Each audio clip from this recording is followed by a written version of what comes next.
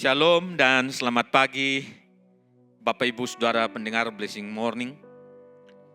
Setelah Paskah, kita diajak bukan hanya untuk merayakan kebangkitan Kristus sebagai peristiwa besar sekali setahun, tetapi untuk menjadikannya gaya hidup setiap hari.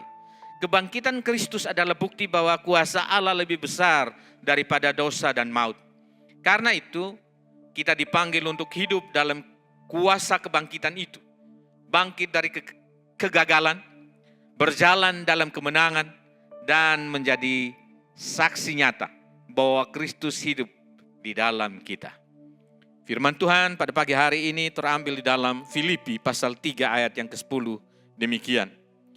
Yang ku kehendaki ialah mengenal Dia dan kuasa kebangkitannya dan persekutuan dalam penderitaannya, di mana aku menjadi serupa dengan Dia dalam kematiannya. Tema kita pada pagi hari ini adalah kuasa kebangkitan, kekuatan untuk hidup baru. Mari kita bersama-sama berdoa sebelum merenungkan kebenaran firman Tuhan. Tuhan Yesus, ajar kami untuk hidup dalam kuasa kebangkitan-Mu. Pimpinlah renungan kami pada pagi hari ini, sehingga biarlah kebenaran-Mu menjadi penuntun, sehingga kami semakin serupa dengan Engkau. Dalam nama Yesus kami berdoa, haleluya. Amin. Saudara pendengar Blessing Morning yang terkasih di dalam Tuhan. Setelah Paskah, kita tidak berhenti hanya pada perayaan kebangkitan Kristus.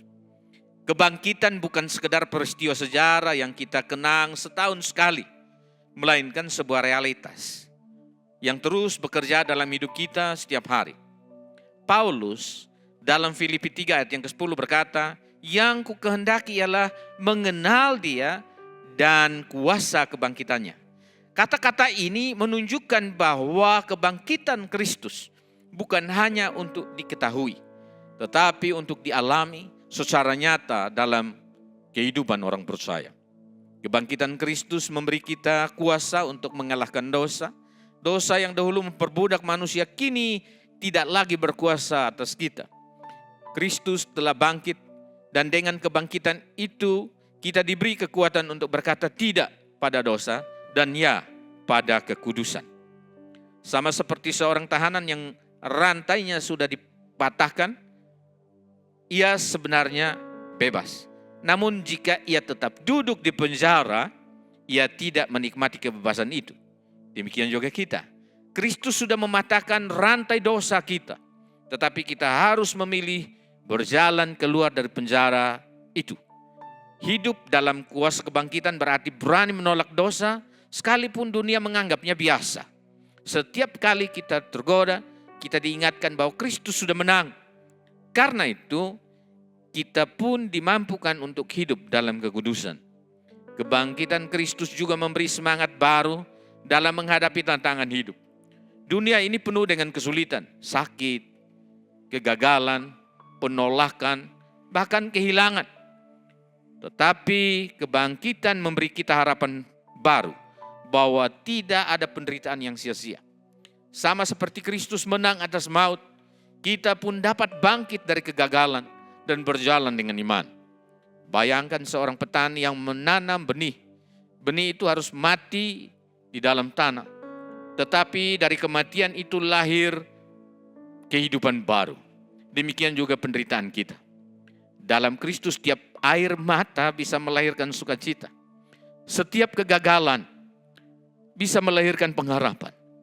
Kebangkitan memberi kita semangat untuk tidak menyerah. Sebab kita tahu bahwa di balik setiap kesulitan ada rencana Allah yang indah. Lebih dari itu, kebangkitan Kristus menjadikan hidup kita sebagai kesaksian nyata bahwa Yesus hidup. Dunia membutuhkan bukti bahwa Kristus benar-benar bangkit, dan bukti itu terlihat melalui hidup orang percaya.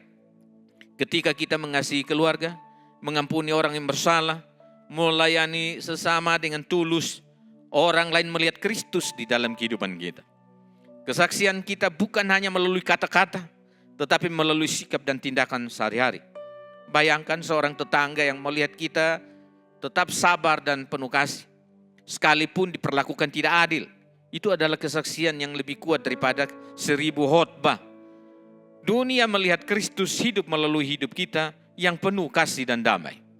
Namun Paulus juga menegaskan bahwa mengenal kuasa kebangkitan berarti bersekutu dalam penderitaan Kristus. Artinya kita tidak hanya menikmati kemenangan, tetapi juga rela memikul salib dalam kehidupan sehari-hari kita.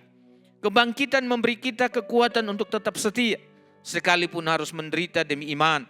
Sama seperti seorang atlet yang rela berlatih keras demi mahkota kemenangan. Kita pun rela menanggung kesulitan kita demi mahkota kekal. Jangan takut menghadapi penolakan atau kesulitan karena iman. Tetaplah setia, sebab penderitaan yang kita alami bersama Kristus akan menghasilkan kemuliaan yang kekal. Saudara, Bapak Ibu pendengar Blessing Morning yang terkasih dalam Tuhan, kebangkitan Kristus bukan hanya peristiwa masa lalu, tetapi kuasa yang nyata hari ini. Kuasa itu memampukan kita mengalahkan dosa, memberi semangat baru dalam menghadapi tantangan, menjadikan hidup kita kesaksian nyata, dan memberi kekuatan untuk tetap setia dalam penderitaan. Mari kita jalani hari-hari setelah Paskah dengan iman yang hidup dan penuh kuasa. Biarlah setiap langkah kita menjadi bukti bahwa Kristus benar-benar bangkit dan hidup di dalam kita. Dengan kuasa kebangkitan itu, kita dapat mengalahkan dosa, bangkit dari kegagalan, dan menjadi saksi kasih Kristus bagi orang lain. Bapak Ibu pendengar Blessing Morning, mari kita jalani hari ini setelah kita melewati masa Paskah dengan iman yang hidup dan penuh kuasa. Kebangkitan Kristus bukan hanya peristiwa masa lalu, tetapi kekuatan yang nyata di setiap hari kita. Dengan kuasa itu, kita dapat mengalahkan dosa, bangkit dari kegagalan, dan menjadi saksi Kristus di tengah-tengah dunia ini. Mari kita bersama-sama berdoa. Tuhan Yesus, ajar kami untuk hidup dalam kuasa kebangkitan-Mu, sehingga hidup kami menjadi kesaksian nyata bagi dunia. Berkati perjalanan kami di hari ini. Kami percaya bahwa Tuhan tidak membiarkan kami sendirian. Tuhan selalu menolong menopang kami dalam keadaan apapun kami. Mari kita menerima berkat Tuhan. Tuhan memberkati engkau dan melindungi engkau. Tuhan menyinari engkau dengan wajah-Nya dan memberi engkau kasih karunia. Tuhan menghadapkan wajah-Nya kepadamu dan memberi engkau damai sejahtera. Kasih Allah Bapa, karunia Tuhan Yesus Kristus, dan penyertaan Allah Roh Kudus menyertai kita sekalian, sekarang sampai selama-lamanya. Haleluya. Amin. Selamat beraktivitas di dalam Tuhan. Tuhan Yesus memberkati.